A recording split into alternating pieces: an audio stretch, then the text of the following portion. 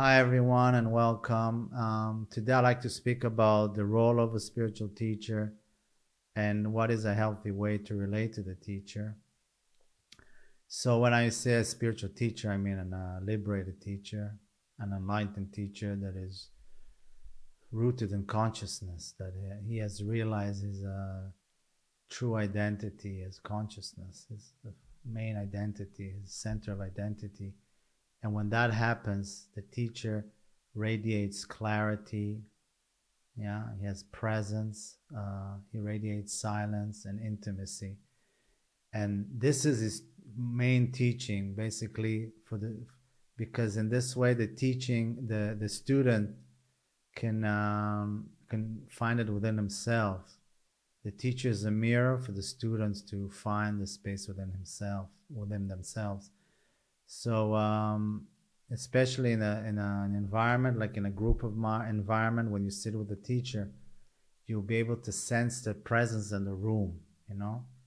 It kind of freezes the room. You can sense the deep silence and intimacy and clarity in the room.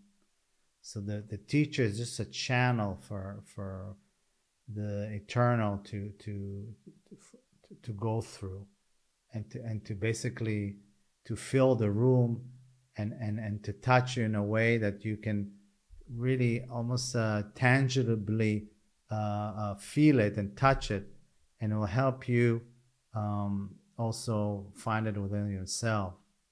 Yeah, so this is number one. This is the most important thing when it comes to a liberated teacher.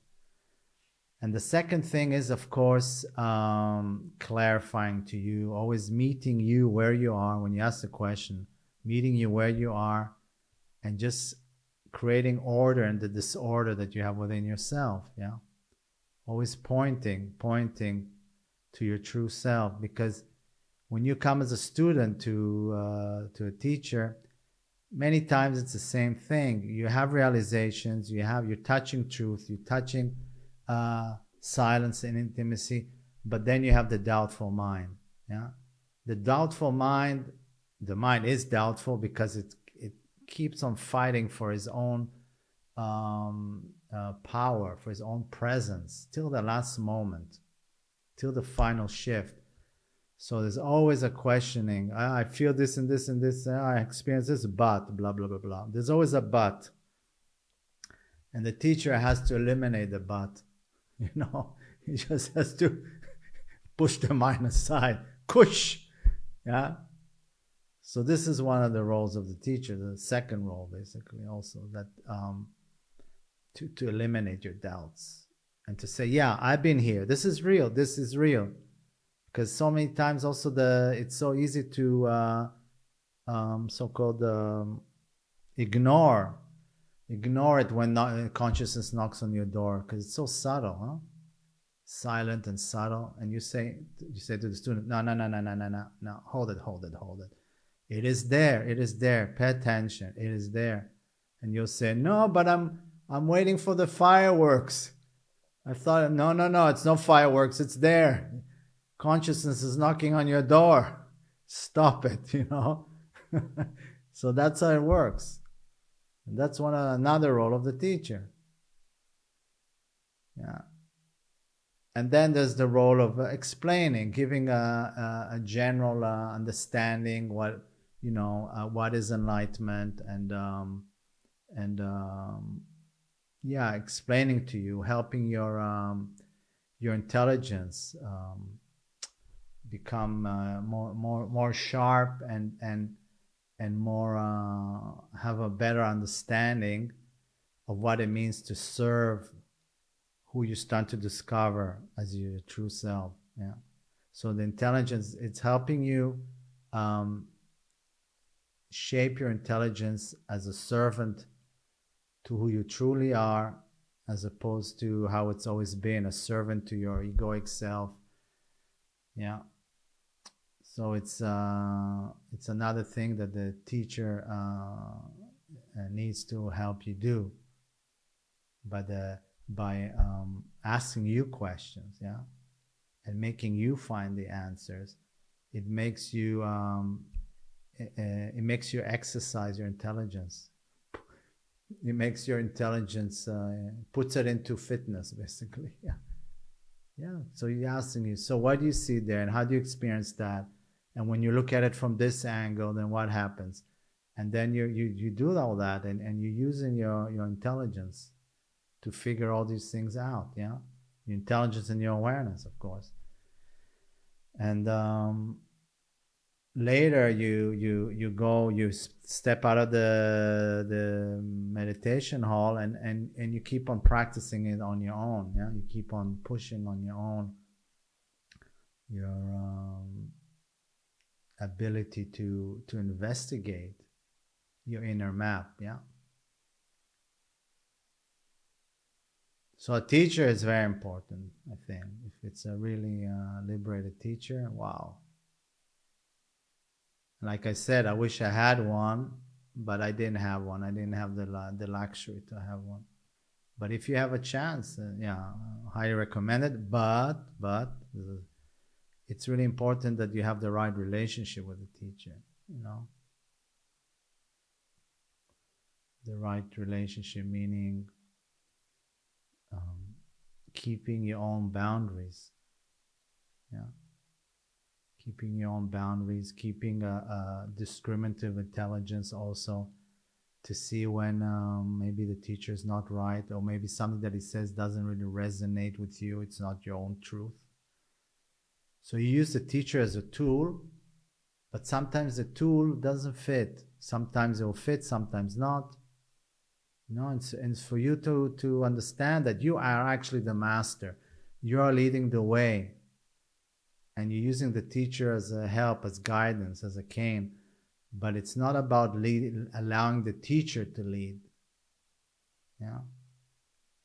And not falling into a teacher projection that he knows everything and you don't know anything.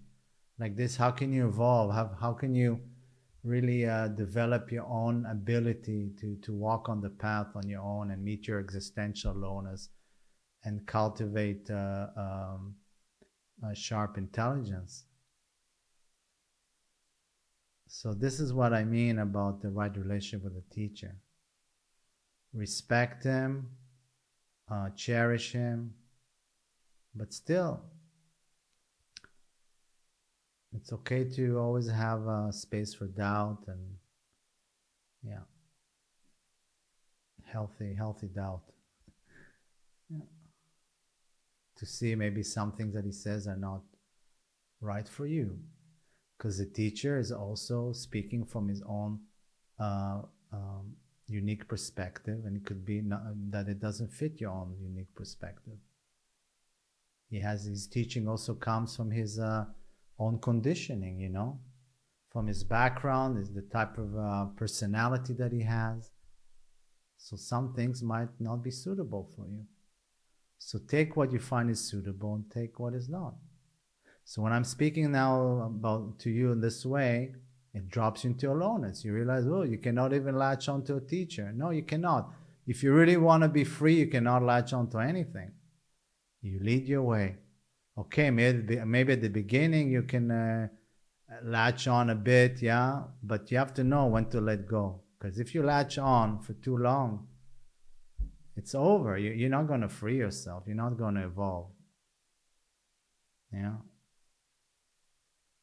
You're avoiding your aloneness. You're creating attachment. You're projecting your own beauty and goodness onto somebody else. Yeah, that he's better than you. He knows everything. So, yeah, the right relationship with the teacher is very important. From day one, pay attention. Yeah, that you're not overly admiring and submissive, and not overly closed. So it's a fine line that you have to really be aware of, and that's where growth happens, on that fine line.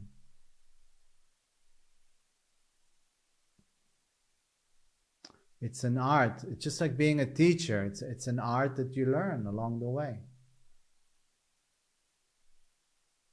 But what happens? Many people they think the teacher knows everything because he's enlightened and he's pure, And when they get disappointed, they leave the spiritual path. They think, oh, there's not such thing as enlightenment. Well, this is so unfortunate, because if you understand the complete picture of what enlightenment is about, you'll give your teacher a break, because he's also a human being.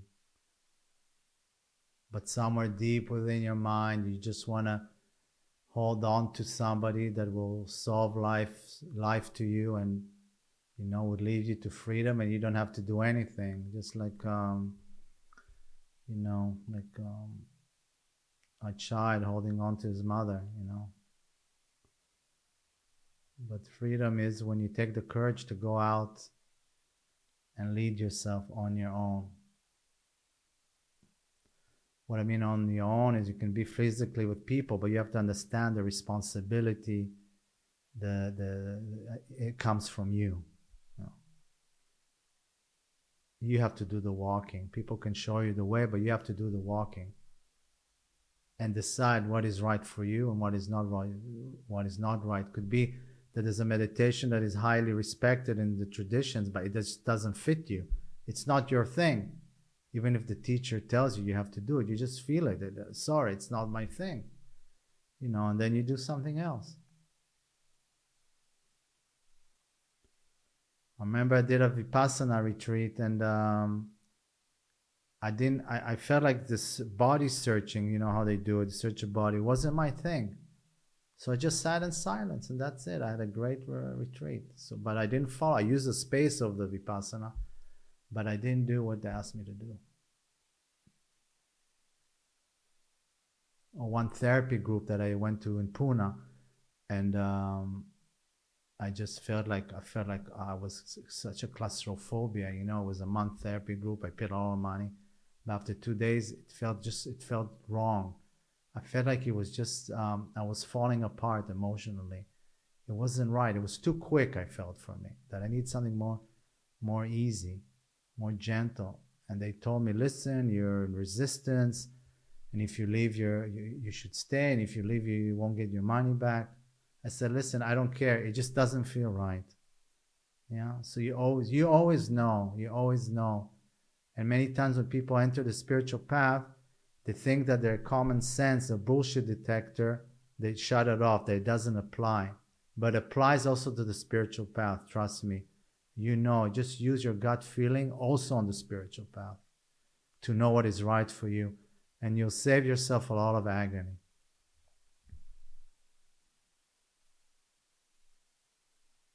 Yeah.